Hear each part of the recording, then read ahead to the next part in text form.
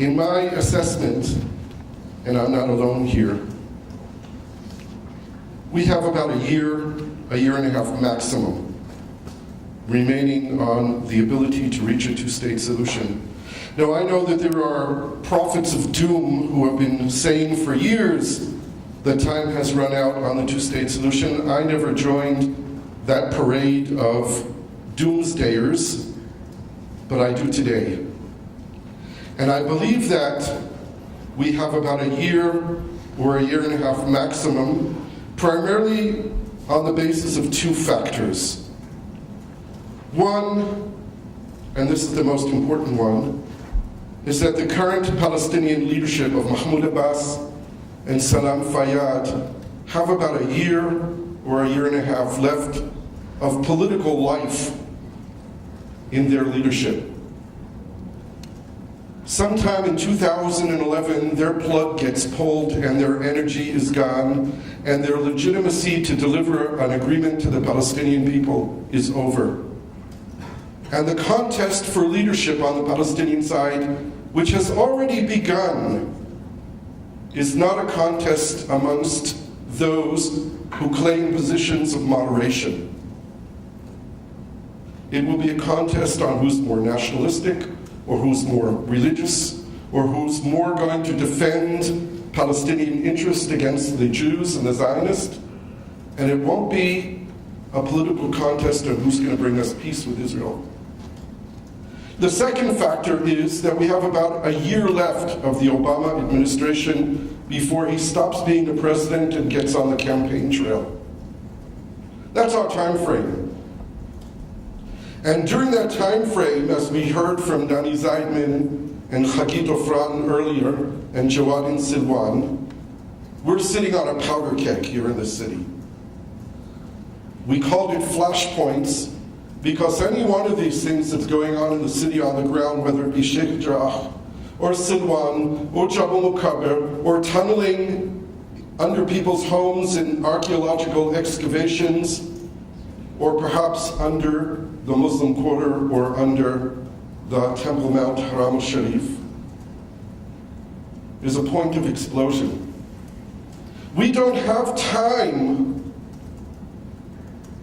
for education for peace today, or unfortunately, Hilya, for the model that you've developed. We don't have time, not that we shouldn't do it, we should do everything that can advance peace amongst every person. But we don't have political time today to allow ourselves the luxury of thinking of programs that are going to have their impact in 5 years or 10 years, because the house is on fire. Well, that means that we also have to find ways of showing people the importance and the ability of resolving the conflict in Jerusalem and about Jerusalem. It begins in Jerusalem. And as I said in the opening, I believe very strongly, and I've always believed, that it's been a mistake to put Jerusalem off the agenda to the end, and here I differ with Gilad. But I think that what's been absent in the discussion on Jerusalem is any sense of a positive vision. Perhaps this is the ultimate win-win of what would be different in Jerusalem if there was peace in Jerusalem. When I think about Jerusalem of peace, I think about a city that will be really not only interesting as Jerusalem is, but it'll be compelling. It'll be a city that will be a magnet for people to live in, not because they're fanatic religious hallucinates, but because this will be one of the most interesting cities in the world in terms of the human dynamic that happens within the city, the diversity and the power that this city has to draw creative minds and intellect and spirituality. That's the kind of city that Jerusalem can be in peace. But that can only happen when it's a city of two peoples. Jerusalem will only be one city when it will be recognized as being two cities. And here's the paradox. Not a single country in the world recognizes Jerusalem as the capital of Israel. Not one, not even the United States of America. There's not a single embassy in this city.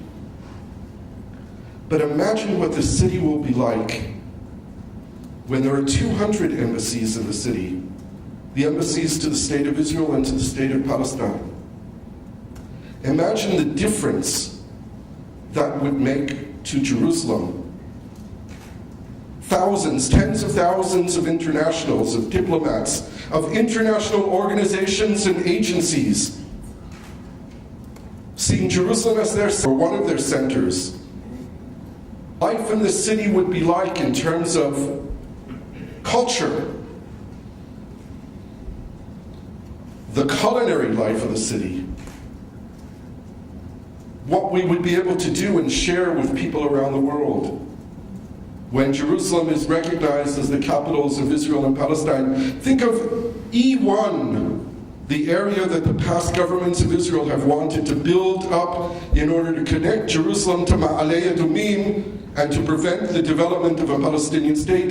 Imagine if E1 was instead the international city, the city of diplomats, the city of international organizations, bringing in all that energy and how that can be developed in an environmental and sustainable way, bridging between the hills of Judea and the Judean desert and the Dead Sea and leading toward Jordan.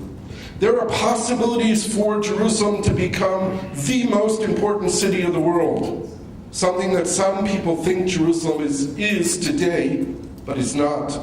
Jerusalem is a sad city. Jerusalem is a city of hatred. Jerusalem is a city of conflict. Jerusalem is an unpleasant place to live. And that's why so many people leave Jerusalem. But I love this city. And I think the potential for this city is remarkable. But that potential can only be met when we recognize that we have to share this city. And that's the kind of vision that's absent from the discourse. No one talks about Jerusalem of the future. They only talk about we have to divide it. We're going to destroy Jerusalem by dividing it. Today, Jerusalem is divided. Today, Jerusalem is a city where we build walls and fences to prevent people from moving. And of course, there are always laws of undesired consequences. When we built the wall around Jerusalem to prevent Palestinians from having access to the city, more than 30,000 Palestinians returned to Jerusalem because they were afraid of being kept out, which increased the poverty in the city and the density of life in the city and brought many more people into the old city living in unbearable conditions. That's not the Jerusalem that we want. Think about the Jerusalem when the only walls in the city are the old city walls, and where we have the model presented by Gilad Sher, with an international body governing Jerusalem inside the old city walls that's shared by the people of the city and by the world. Jerusalem doesn't just belong to us. It doesn't just belong to the Palestinians. It doesn't only belong to Judaism or to Christianity or to Islam. Jerusalem belongs to all humanity, to everyone.